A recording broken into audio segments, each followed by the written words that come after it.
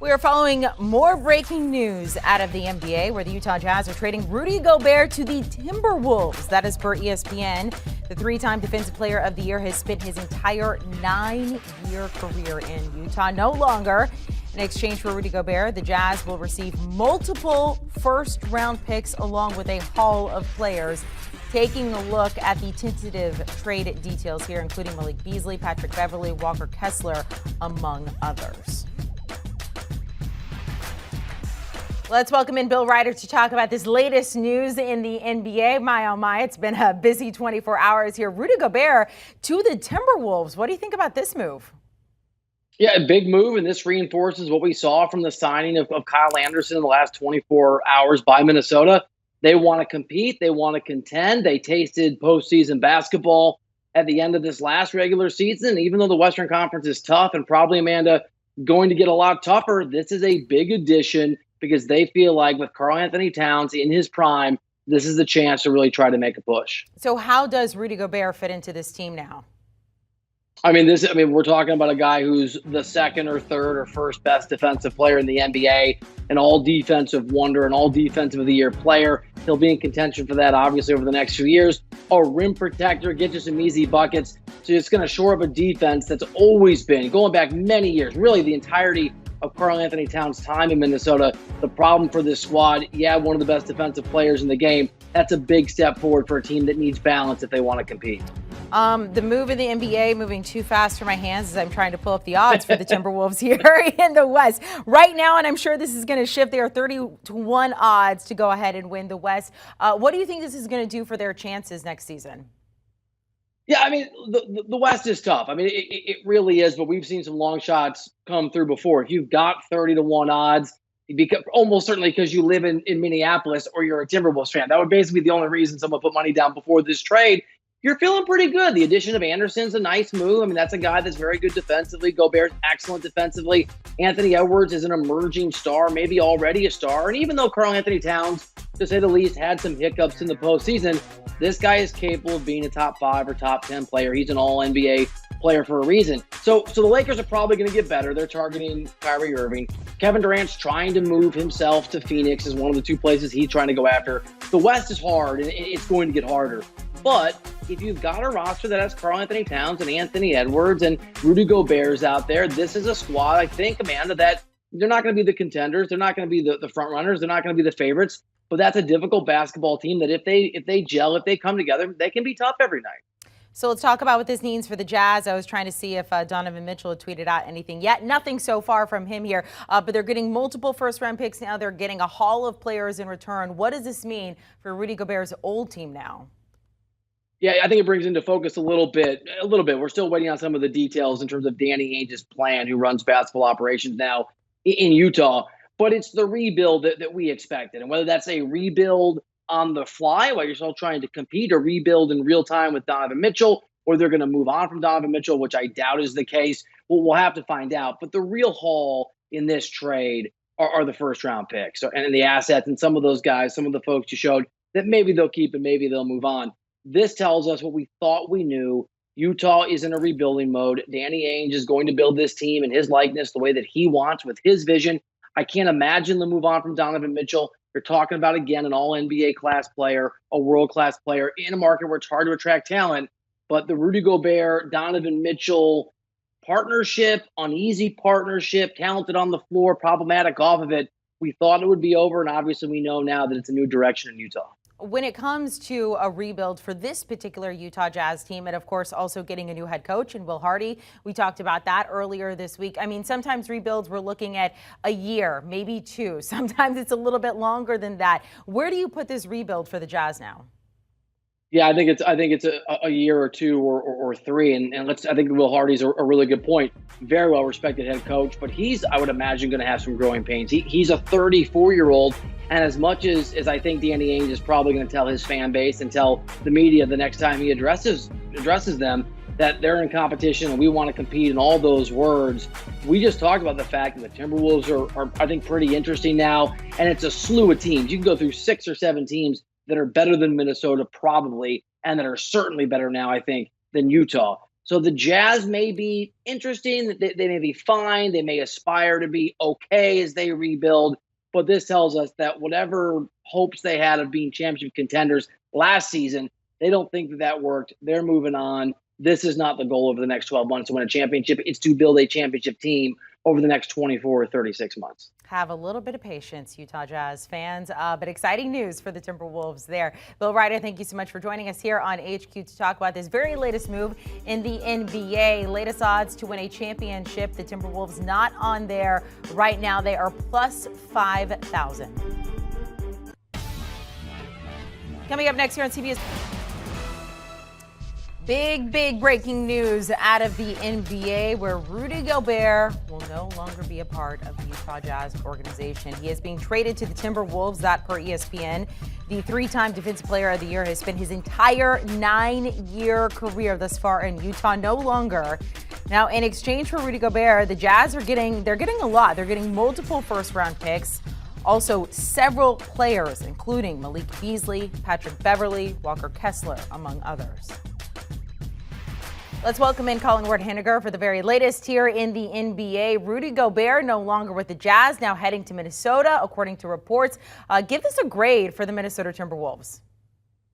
I mean, this is almost too early for me to give a grade. I'm so flabbergasted by what just happened. Obviously, we knew that Rudy Gobert was on the trade block, that Utah might choose to go in a different direction. This news of the Timberwolves just kind of came around the last couple of hours, and it moved very quickly. So for the Timberwolves, as of right now, my immediate grade, a C. I don't really get it. I don't understand why you're putting another 7-footer next to Karl Anthony Towns. I understand that Towns isn't exactly the best defensive center out there, but he really improved last season, and that was part of the reason why the Timberwolves were able to become, a playoff team. I don't really get putting Gobert next to him for the foreseeable future. And then if you throw in the package that they had to send back in return, 3 unprotected first-round picks, I mean, it's just absolutely insane. Plus a top 5 protected pick in 2029. Who knows what those picks are going to end up looking like? So, unless there's more to come on the Timberwolves side, which there very well could be, I'm very confused by this trade and the haul that they had to give up in order to get him. It's truly remarkable. So do you think, looking at this and you're saying, look, it doesn't necessarily make sense to me. Do you see another another move down the line for the Timberwolves, or is this just kind of throwing stuff at the wall right now? Yeah, it sounds like they really zeroed in on Gobert as this piece that they could put next to Towns. And I understand the thinking, right? If Towns isn't going to be your, linchpin defensive center, you need to put someone next to him. But usually we don't see such a high-priced all-star level center put next to another all-star level center. You can go find guys who are good defensive centers. Just take a look at Kevon Looney out in Golden State, for an example, a guy who's very affordable, who provides some great rim protection, defensive versatility. Gobert is now going to a team that doesn't have great perimeter defenders. And that was the problem in Utah, was that he's tremendous around the rim. You can't overstate how great he is as a rim protector. He's probably the best in the league. But if they're just continually funneling guards into him over and over and over, there's only so much he can do. So sending out Patrick Beverley in this trade only weakens that defense that's going to rely solely pretty much on Rudy Gobert to protect the rim. So I assume that it's going to be hard for them to make another move, just given what they've given up in this deal. But they're going to have to fill in some wing positions given what they sent out. So talk to me about the Jazz. Obviously, we've been talking about how it looks like we're looking at a rebuild here very clearly for this organization, what they got for him and the future of the Jazz moving forward now. Yeah, the biggest question now is what are they going to do with Donovan Mitchell? Is he going to be content with kind of taking a step back? This is a team that was a #1 seed a couple of seasons ago that had some high playoff aspirations and some big playoff disappointments. Is Donovan Mitchell going to be patient enough to sit around and wait while they figure out what their next moves are? It seems to me, just given that they got this huge haul of picks moving forward, that they could be exploring potential trades for Donovan Mitchell. And now with him on the market, along with Kevin Durant, there could be some serious bidding wars around the NBA for their services. But as far as Utah's return on Rudy Gobert, they'd obviously been speculated to be moving Rudy Gobert for a long time. I never saw anything that came close to this in terms of the pick return, just in mock trades and fake trades out there. So I think what Utah got for Rudy Gobert, they have to be ecstatic about. But what that ultimately means for Utah moving forward is they might have to assess where Donovan Mitchell stands and what they could potentially get for him to commence a full rebuild. So let's talk about Donovan Mitchell here really quickly before I let you go. Any potential contenders out there who look at this and say, hey, we could get Donovan Mitchell now. Who could those teams be? Yeah, the biggest one I think out there is the Miami Heat. They've been linked to Donovan Mitchell for a while now. That would require them, extending Tyler Hero and then sending him out in that package. I think Donovan Mitchell takes that team to the next level. You look at Jimmy Butler and what he's been required to do in these Miami Heat playoff runs a couple of years ago to the finals, and then this past year to the Eastern Conference Finals. Jimmy Butler needs some help, and I think Donovan Mitchell is the perfect guy to slot in next to him in terms of his scoring ability and playmaking ability. So that's one team. But really, you look around the NBA and what we've seen in the last couple days, even last couple weeks, is that there's a lot of moving pieces. So what you think could be true today, it could not be true tomorrow, and vice versa. So if Donovan Mitchell is in fact on the trade market, things could move quickly, and we could see some teams get in the mix that might not even be in our radar right now. Well, exactly. Just like the Timberwolves, you said this is not one of the teams we're necessarily looking at when it came to Rudy Gobert. Sure enough, they end up landing him. Colin Ward-Henniger, thank you so much for joining us here on HQ to talk about this latest breaking news here. Impact of Rudy Gobert now on his new team, the Timberwolves, according to our friends at Sportsline. Let's just take a look at wins. For 4 wins, 41.6. With him, 45.9. To make the playoffs, though, that's a pretty big jump, going from 38.6% all the way up to 68.2%. We're following breaking news out of the NBA here on CBS Sports HQ. The Utah Jazz trading Rudy Gobert to the Timberwolves. That's according to ESPN. The 3-time Defensive Player of the Year has spent his entire 9-year career in Utah. That changes now. In exchange for Gobert, the Jazz receiving multiple first-round picks, along with a haul of players. That list includes Malik Beasley, Patrick Beverley, Walter Kessler, Jared Vanderbilt. Now, as we take a look at the Sportsline impact of Rudy Gobert's move to the Timberwolves, you see them getting a few more wins, but it's that playoff percentage that we kind of want to factor in on here, or zoom in on, to make the playoffs, from 38.6 to 68.2 plus 5,000 to win an NBA title. So let's talk odds and get some reaction from our wagering guy, Tim Doyle. Tim, I'll ask you right off the top before, first I'll start off with your reaction to the news that Gobert's headed to the T-Wolves. What do you think? Well, you already have a big guy. I don't understand this, right? This isn't 1984. Because if it was, what a great year for music. Flock of Seagulls. That's when music was music, okay, back then. But they were playing big guys, Twin Towers, right? Hakeem Olajuwon, Ralph Sampson. The game has totally changed. Where the team that just won the NBA championship, for a large majority of the 48 minutes that they play a guy who's 6'5" at center. So wait, now you're going to pair up Karl Anthony Towns and Rudy Gobert. I don't know, Jeremy. They may know something I don't know. The stats are real as far as what he's going to be able to give you, the consistency in the regular season, but also in the postseason.